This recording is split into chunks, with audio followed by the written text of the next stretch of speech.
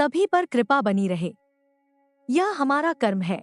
चाहे हम कोई भी नौकरी खोजें, चाहे हमें कोई भी काम मिले, हम उसमें कभी प्रगति नहीं कर पाते। यह विचार हर किसी को सताता है।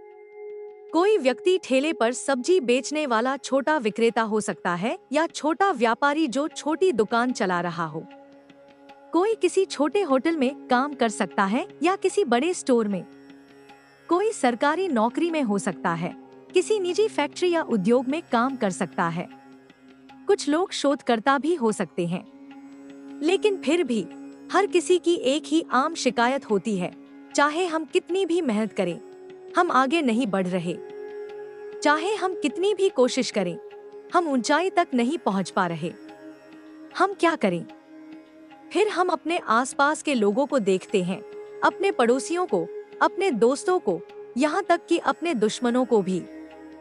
हम देखते हैं कि उन्होंने पहले दोपहिया वाहन खरीदा, फिर कार। उन्होंने संपत्ति हासिल कर ली, घर बना लिया, सरकारी नौकरी पाली। उनके पास ढेर सारा पैसा और सोने के आभूषण हैं। हम सोचते हैं, पहले इनके पास कुछ भी नहीं था, लेकिन सिर्फ 1 साल, 2 साल या 3 साल में इन्होंने इतना सब कुछ कैसे हासिल कर लिया? और फिर भी यही लोग अक्सर गलत कामों में लिप्त होते हैं। वे झगड़ों में पड़ते हैं, जेल जाते हैं, बार बार पुलिस स्टेशन के चक्कर लगाते हैं और दूसरों को धोखा देते हैं। इसके बावजूद वे तरक्की करते रहते हैं। हम प्रश्न करते हैं, हे भगवान, हमने कोई पाप नहीं किया, कोई गलत काम नहीं किया, फिर भी हम संघर्ष कर रहे हैं, जबकि ये लोग फल फूल रहे हैं। बहुत से लोग इस दुविधा में पड़ जाते हैं, खुद को खोया और असहाय महसूस करते हैं। लेकिन यह संघर्ष केवल आम लोगों तक सीमित नहीं है। यहाँ तक कि साधु संतों को भी ऐसे ही हालातों का सामना करना पड़ता है।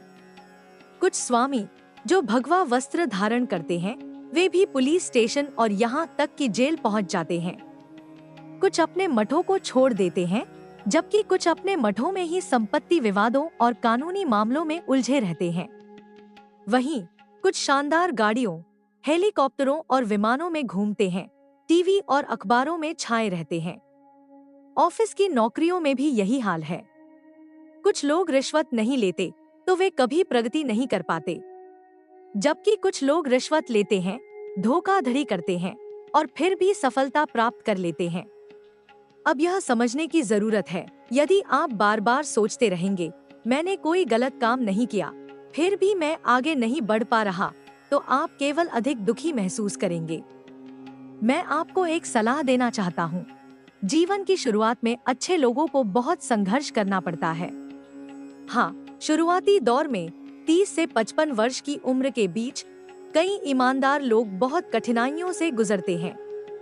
दूसरी ओर भ्रष्ट लोग आसानी से बच निकलते हैं। वे धोखाधड़ी करते हैं, लोगों को छलते हैं और फिर भी फलते फूलते हैं। भ्रष्ट लोग ऊंचे पदों तक पहुंच जाते हैं, प्रभावशाली राजनीतिक नेता या उच्च अधिकारी बन जाते हैं और बार बार प्रमोशन पाते हैं। लेकिन जो ईमानदारी से काम करते हैं, वे चाहे कितने भी साल काम करें, उसी पद पर अटके रह जाते हैं। अगर उनके वरिष्ठ अच्छे हैं तो वे आगे बढ़ सकते हैं, लेकिन अगर उनके अधिकारी भ्रष्ट हैं तो उन्हें दबा दिया जाता है। यह हर जगह होता है, दफ्तरों में, उद्योगों में, यहाँ तक कि जेलों में भी। जो अपने उच्च अधिकारियों को खुश रखते हैं, वे आगे बढ़ते हैं, जबकि ईमानदार लोग संघर्ष करते रहते हैं। लेकिन याद रखें, भ्रष्ट लोग केवल 60 साल की उम्र तक ही फलते फूलते हैं। उसके बाद उनका पतन शुरू हो जाता है।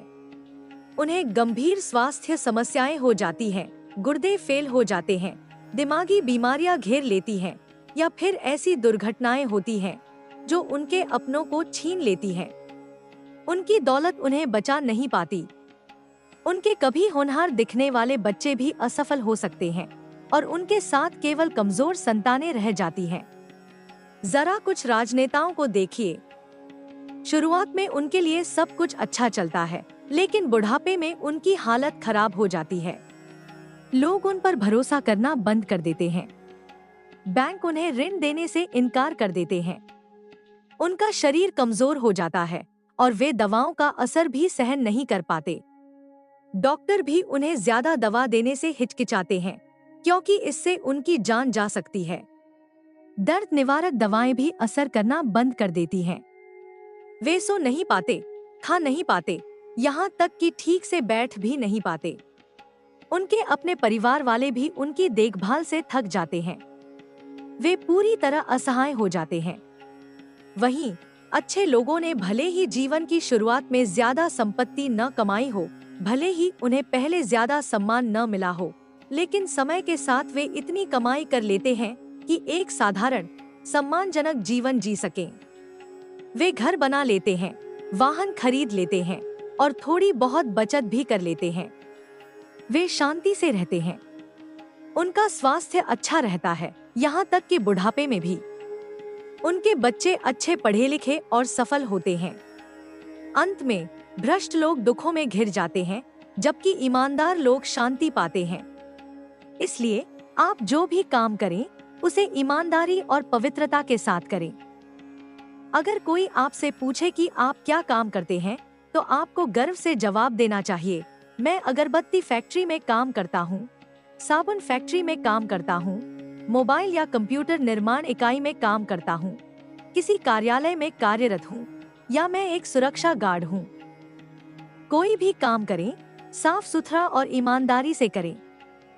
कभी भी बेईमानी या क्रूर गतिविधियों में शामिल न हो।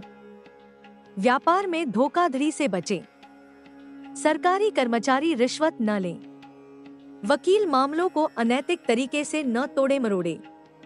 सबसे महत्वपूर्ण बात, अपने विवेक से कभी समझौता न करें।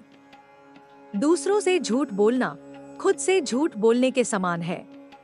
धोखाधड़ी केवल अस्थायी लाभ देती है, लेकिन दीर्घकालिक विनाश लाती है।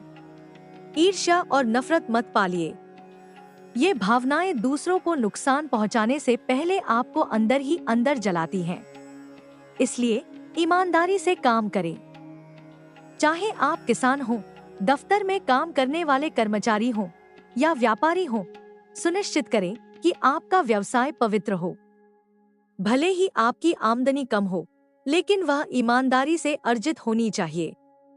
जब विवाह का समय आए, तो सच्चाई का पालन करें।